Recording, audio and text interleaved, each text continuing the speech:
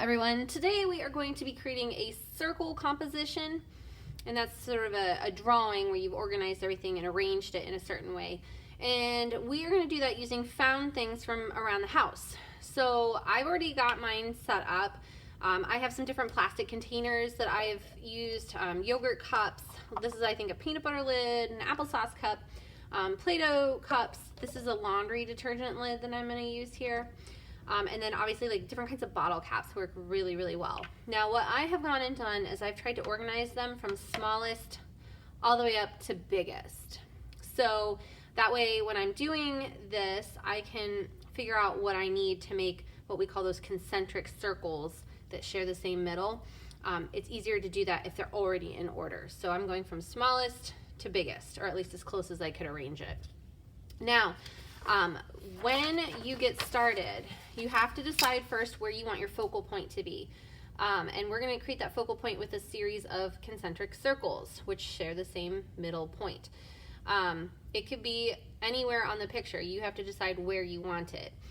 When you start, it's actually going to be easier to go from biggest to smallest. Because if I go and I do a small circle, and then I can show you this on the back actually. I have a small circle here.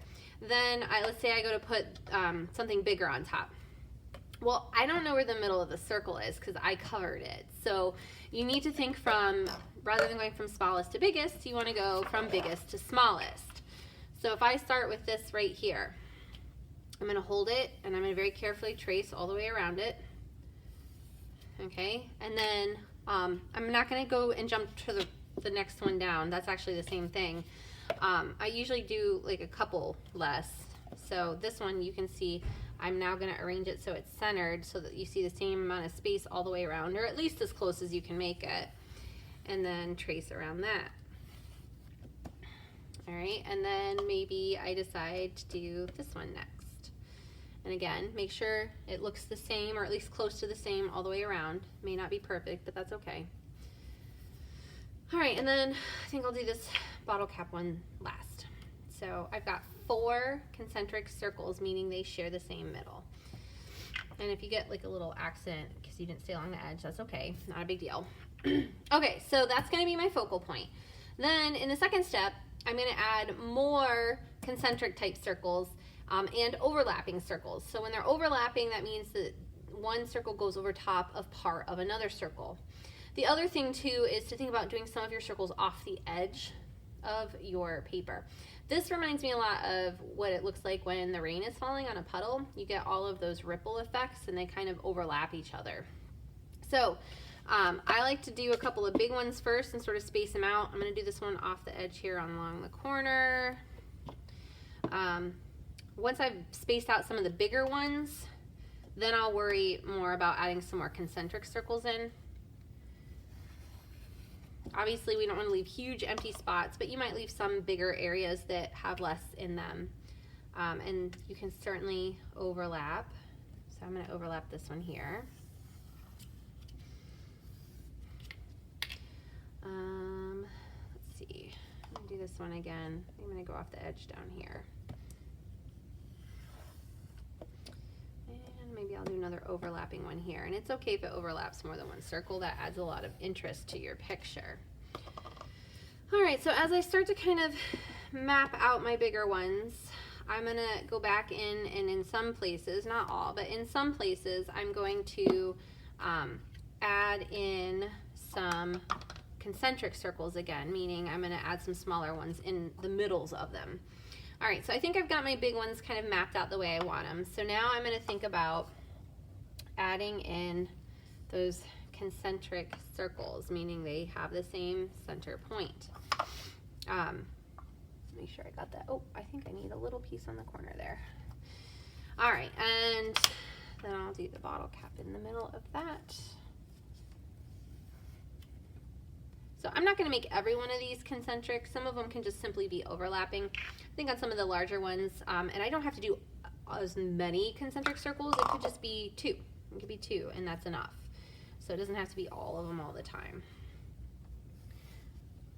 So maybe I'm going to flip this one upside down. Add that in there.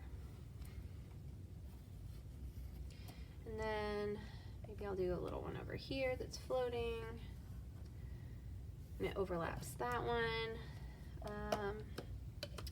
Do a concentric one here, and then maybe up here.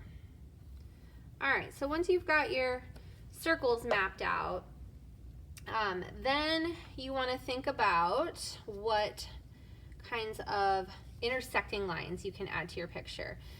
That'll help break up the circle design a little. You can use it to kind of focus your focal point. You can create the intersection inside the focal point, and that can kind of draw your eyes towards it even more. Or you could just, do a couple that go across. I usually do about 3 to 4 intersecting lines. So where they intersect is obviously up to you. I think I'm going to do one here. So I'm using my ruler for this and just doing all the way from one end of the paper to the other. So I'll go ahead and make my intersection inside my focal point circles. That'll help with that. And then I can even go so far as to do them all intersecting at the same point if I wanted. That's just obviously a decision you'll have to make. You don't have to. In this one, I actually have several intersections. So I think the last one I'm going to do is maybe up here because this feels like a bigger spot.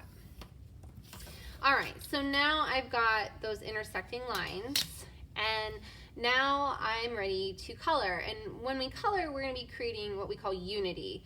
That means that we're going to kind of use the same colors throughout to sort of pull all of this together. You could choose to emphasize your focal point even more by using opposite colors.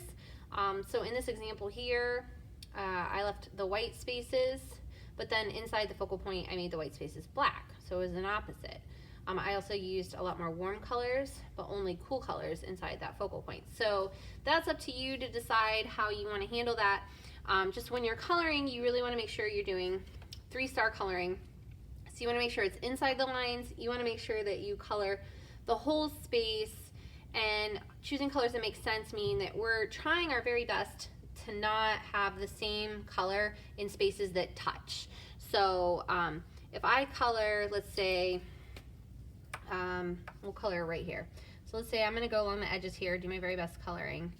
And remember, with these types of markers, it helps to color with the side, unless it's a very small space. You just get better color. I like to call it the marker juice. You get more marker juice when you're coloring with the side of the marker. So you want to really color it in as nicely as you can. Make sure there's no white spots. So it doesn't make sense for me to then use yellow here because there's yellow here and those 2 spaces touch. But I can use yellow again in many other places, just not in the spaces that touch the yellow that's already there. So I could add it as many times as I want, just so long as it's not touching another yellow space. So I could even put it right here and that would be fine because they're not touching, there's a space in between them. So I usually use the same color multiple times before I switch. I think that just helps. It saves time on having to open and close markers. How much you use a color is really honestly up to you. You may use it only several times, or you might decide you want to use it for half of the picture. So that can be a choice you can make. You might, maybe for the whole picture, you only use 3 colors, or maybe you decide you use every color you have. So those are choices you'll have to make. I like to kind of spread it out. Again, that helps create the unity. So if I use it throughout the picture, then I'm kind of bringing all those different circles together in the picture. So just try your best to stay inside the lines when you're coloring and color the whole space. And then you can certainly leave some spaces white. That adds some interesting parts to the picture, not having them all colored, or you could choose to color all of them. So in this one, I colored all of the spaces inside the focal point, and then I left some of the other spaces white. So this is kind of an example of what it might look like when it's finished. All right, I hope you have fun.